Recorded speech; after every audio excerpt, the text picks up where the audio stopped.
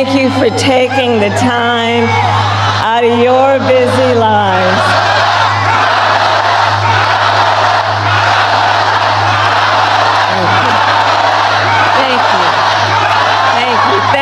Thank you, everyone. So listen, 1 week from today, you will have the chance to make a decision that directly impacts your life, the life of your family, and the future of this country we love.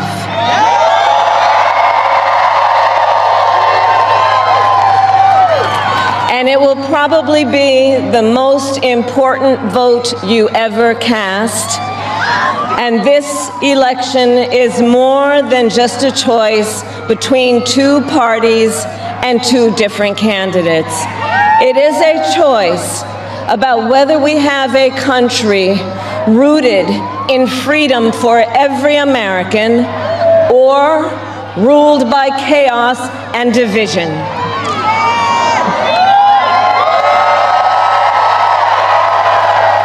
Many of you watching have probably already cast your ballots.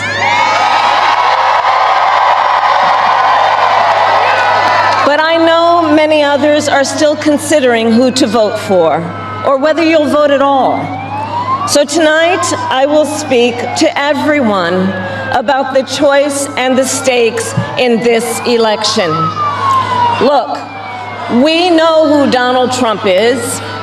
He is the person who stood at this very spot nearly 4 years ago and sent an armed mob to the United States Capitol to overturn the will of the people in a free and fair election.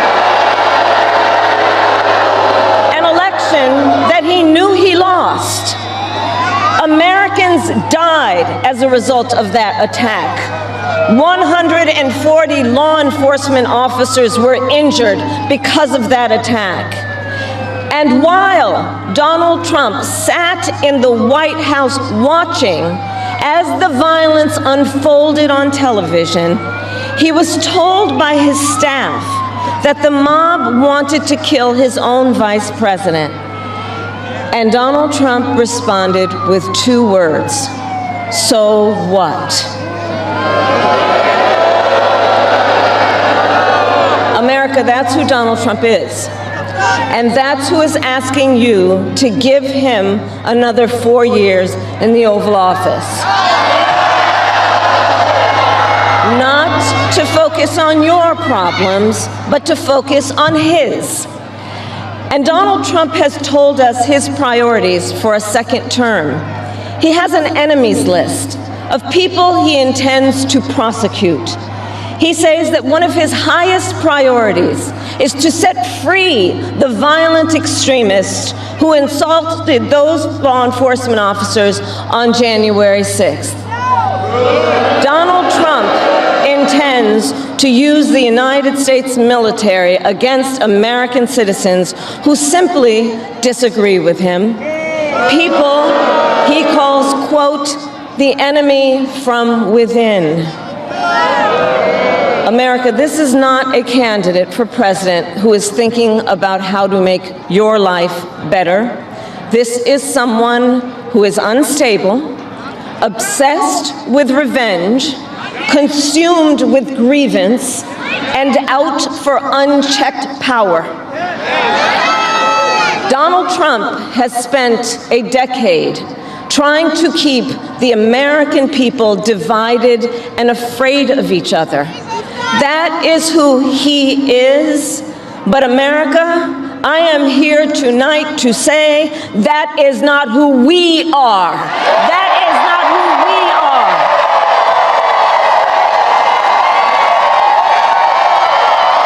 That is not who we are. You see, what Donald Trump has never understood is that e pluribus unum, out of many, one, isn't just a phrase on a dollar bill.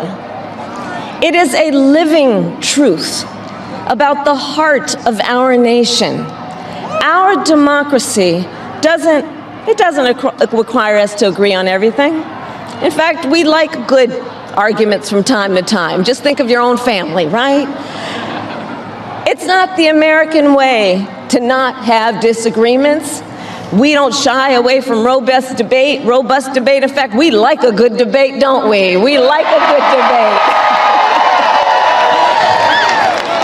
And the fact that someone disagrees with us does not make them the enemy within. That's right. They are family, neighbors, classmates, co-workers. They are fellow Americans. And as Americans, we rise and fall together.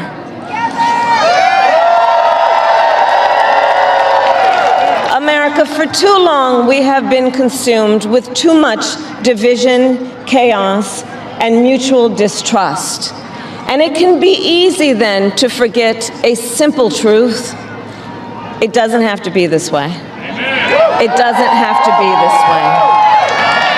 It is time to stop pointing fingers.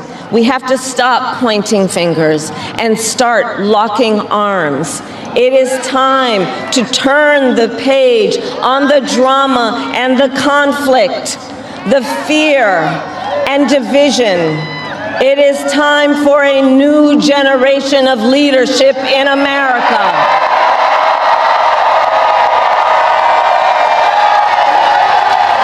And I am ready to offer that leadership as the next President of the United States of America.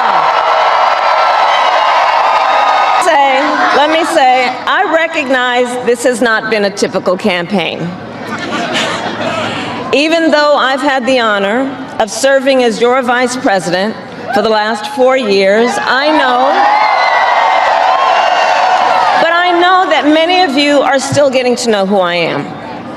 Well, let me tell you, I am someone who has spent most of my career outside of Washington, DC. So I know that not all the good ideas come from here. I am not afraid of tough fights against bad actors and powerful interests. Because for decades, as a prosecutor and a top law enforcement officer of our biggest state, I won fights against big banks that ripped off homeowners, against for-profit colleges that scammed veterans and students, against predators who abused women and children, and cartels that trafficked in guns, drugs, and human beings. And I did this work because for as long as I can remember, I have always had an instinct to protect. There's something about people being treated unfairly or overlooked that frankly just gets to me. I don't like it. It's what my mother instilled in me, a drive to hold accountable those who use their wealth or power to take advantage of other people. The drive to protect hardworking Americans who aren't always seen or heard and deserve a voice. And I will tell you that is the kind of president I will be.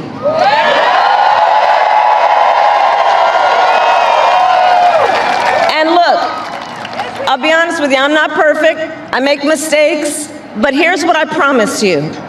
I will always listen to you, even if you don't vote for me. I will always tell you the truth, even if it is difficult to hear. I will work every day to build consensus and reach compromise to get things done. And if you give me the chance to fight on your behalf, there is nothing in the world that will stand in my way.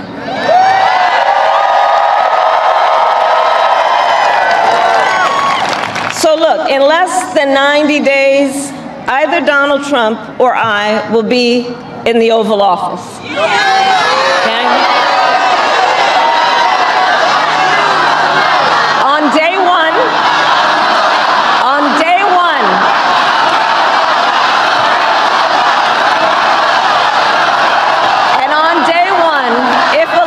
with an enemies list. When elected, I will walk in with a to-do list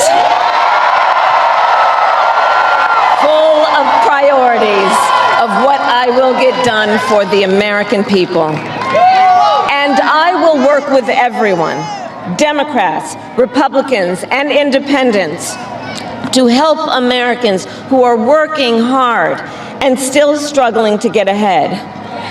I have been honored to serve as Joe Biden's vice president. Oval Office. My presidency will be different because the challenges we face are different. Our top priority as a nation 4 years ago was to end the pandemic and rescue the economy. Now, our biggest challenge is to lower costs that were rising even before the pandemic and that are still too high. I get it.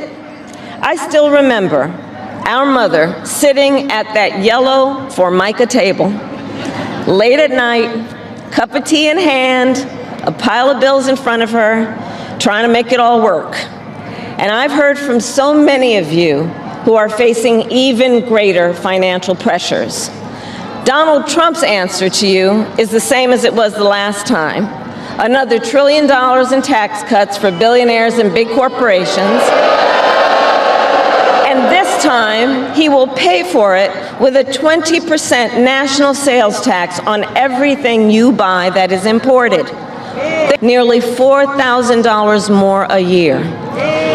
And on top of that, you will pay even more if Donald Trump finally gets his way and repeals the Affordable Care Act,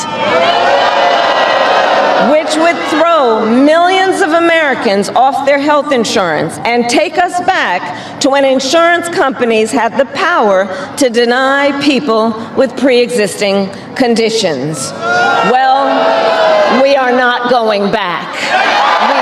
Would deliver tax cuts to his billionaire donors. I will deliver tax cuts to working people and the middle class. I will make sure you have a chance not just to get by, but to get ahead. Because I believe in honoring the dignity of work. I will enact the first ever federal ban on price gouging on groceries. Cap the price of insulin and limit out-of-pocket prescription costs for all Americans. I will fight to make sure that hardworking Americans can actually afford a place to live. I'll never forget how our mother saved up and how excited she was when she could finally afford to buy our first home. I remember how excited she was. And I know that owning a home is not only a measure of financial security, it's about the pride of your hard work.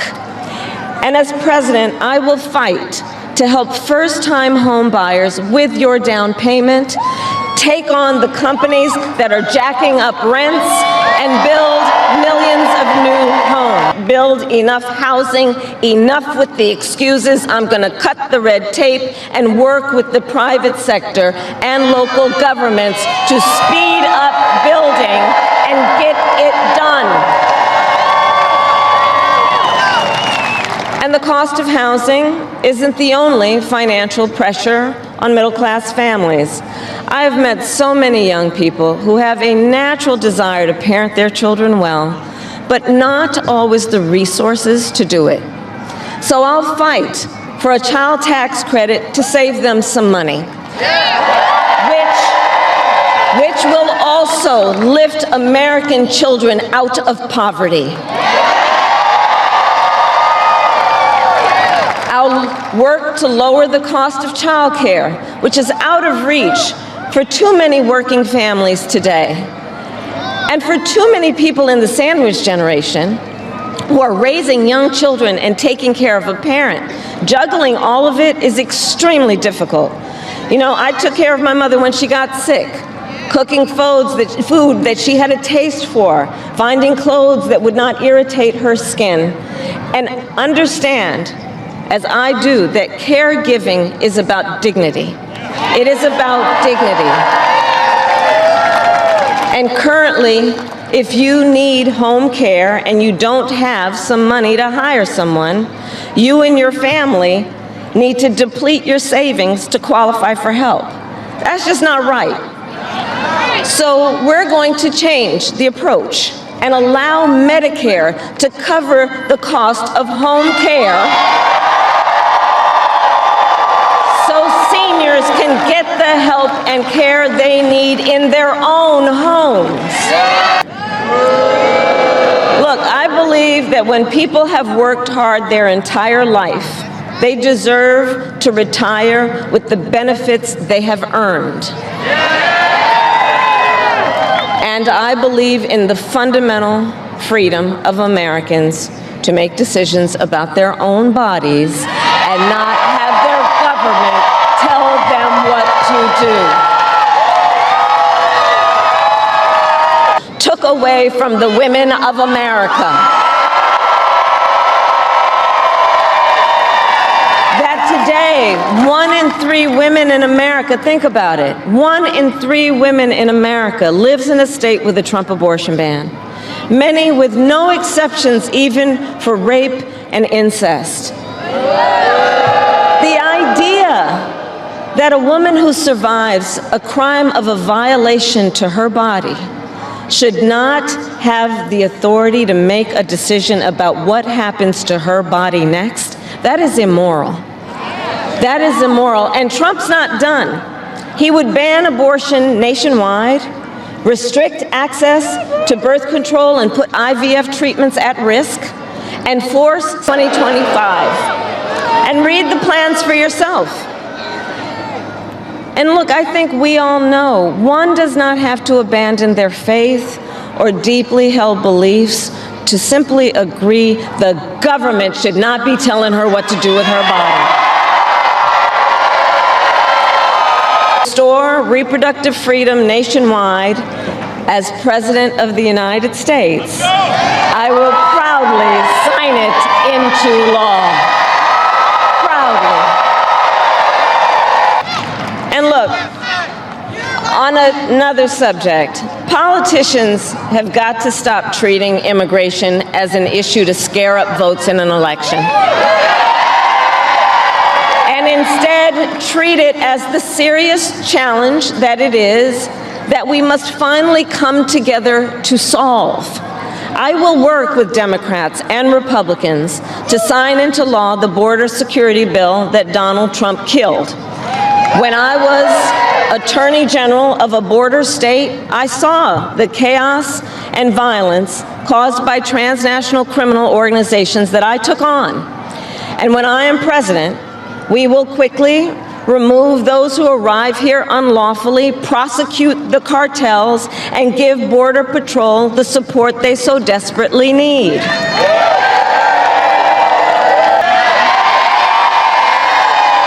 And I will work with Congress to pass immigration reform, including an earned path to citizenship for hardworking immigrants like farm workers and our dreamers. As Commander-in-Chief, I will make sure America has the strongest, most lethal fighting force in the world.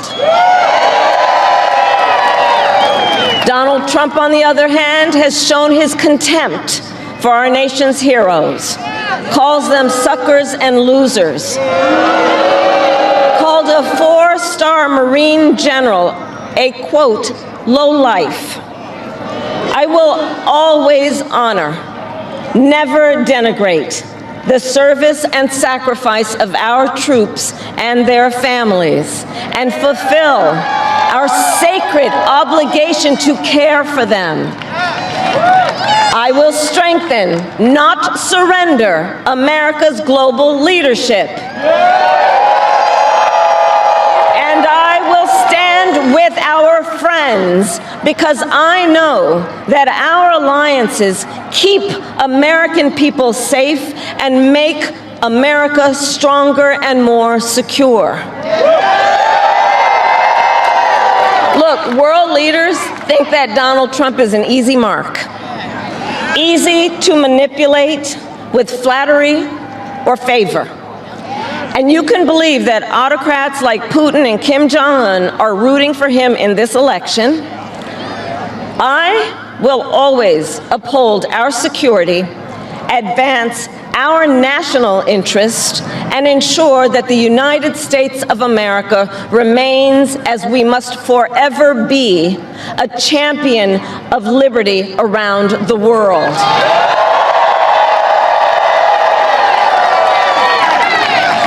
America, we know what Donald Trump has in mind. More chaos, more division, and policies that help those at the very top and hurt everyone else. I offer a different path, and I ask for your vote.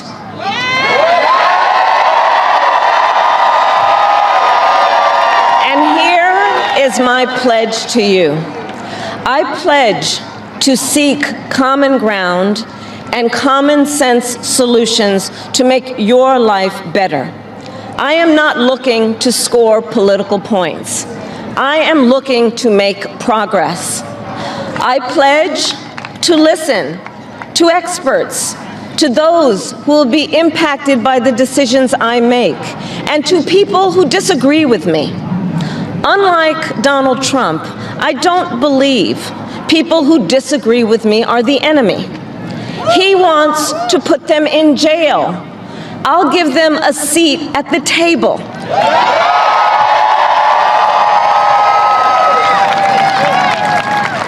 I pledge to you to approach my work with the joy and optimism that comes from making a difference in people's lives.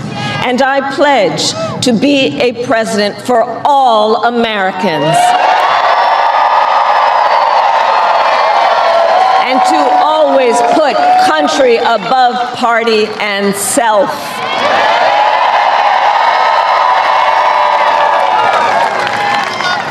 I love our country with all my heart. And I believe in its promise because I've lived it. I grew up as a child of the Civil Rights Movement. My parents would take me to marches in a stroller, where crowds of people of all races, faiths, and walks of life came together to fight for the ideals of freedom and opportunity. I've lived the promise of America. I saw how hard our mother worked to give her daughters the same chances this country gave her. Growing up, I was blessed to have family by blood and family by love, who instilled in me the values of community, compassion, and faith that have always defined our nation at its best. I've lived the promise of America. I've spent my life fighting for the people who have been hurt and counted out, but never stopped believing that in our country, anything is possible. I've lived the promise of America, and I see the promise of America in all of you. In all of you. I see it. I see it determined to live free from gun violence and to protect our planet and to shape the world they inherit. I see it in the women who refuse to accept a future without reproductive freedom. And the men who support them. I see it in Republicans who have never voted for a Democrat before, but have put the Constitution of the United States over party. I've seen it in Americans different in many respects, but united in our pursuit of freedom, our belief in fairness and decency, and our faith in a better future. America, I know the vast majority of us have so much more in common than what separates us. I know it. And that's why I am in this race, to fight for the people, just like I always have.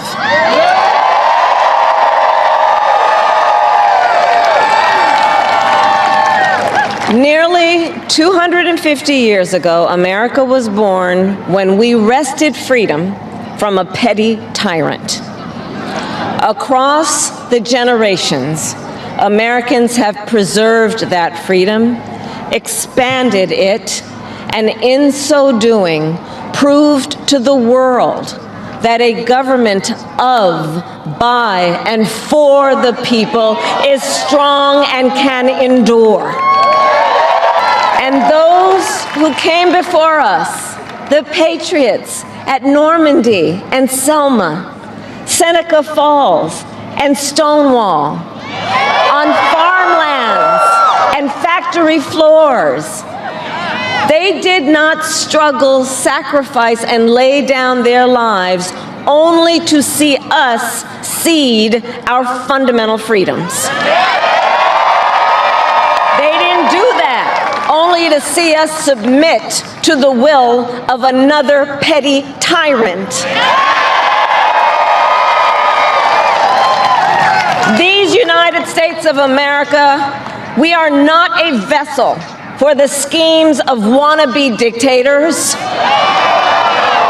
The United States of America is the greatest idea humanity ever devised. A nation big enough to encompass all our dreams, strong enough to withstand any fracture or fissure between us, and fearless enough to imagine a future of possibilities. So America, let us reach for that future. Let us fight for this beautiful country we love. And in 7 days, we have the power, each of you has the power to turn the page and start writing the next chapter in the most extraordinary story ever told. I thank you all. God bless you, and may God bless the United States.